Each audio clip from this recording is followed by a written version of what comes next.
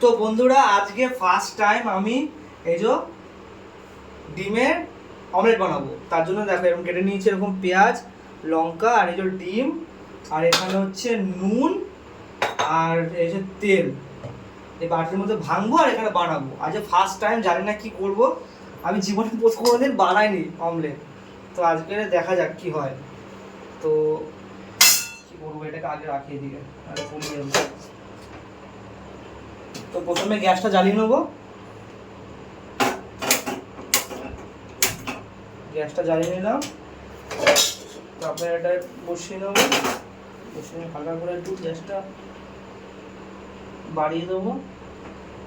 বানানো হয়ে গেলে, এবার গরম হয়ে গেলে তারপরে এই যে তেল ঢেলে তারপরে করা হবে। তার আগে একটু ডিমটা গুলে নিন, যার জন্য এখানে যে পেঁয়াজ কাটা আছে, এই পেঁয়াজ এখান থেকে একটু পেঁয়াজ আর লঙ্কা যে মেশানো আছে এটাকে, তো পেঁয়াজ আর লঙ্কা এখানে নিয়ে নিয়েছি। আর এখানে যে একটা ডিম আছে এটা ফাটিয়ে নেব।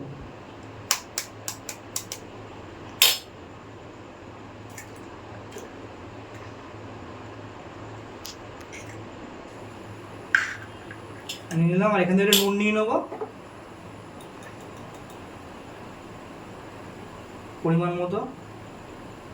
নুন নিয়ে নিলাম, এবার এটাকে ভালো করে ঘেটে নেবো।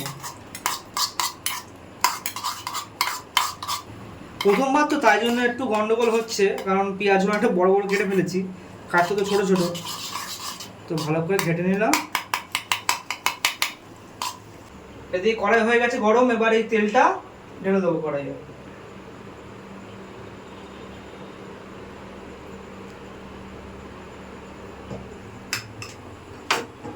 এই ছড়িয়ে নেবো ভালো করে তেলটা, যাতে লেগে না পড়ে। তো বন্ধুরা তেল হয়ে গেছে গরম, এবার এই যে ডিমটা আস্তে করে এখানে ঢেলে দেবো।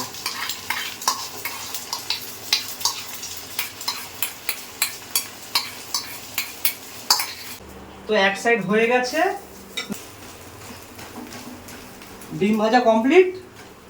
এবার একটা প্লেটে নিয়ে খাওয়া হবে। তো বন্ধুরা ডিম ভাজা আমার কমপ্লিট।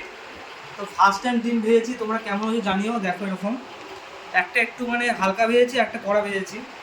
তো যেটা হালকা ভেজে যেটা খাবো না, যেটা কড়া ভেজে ওটা খাবো।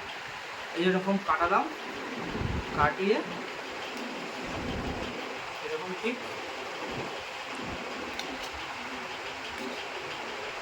নিয়ে এখানে দেওয়া।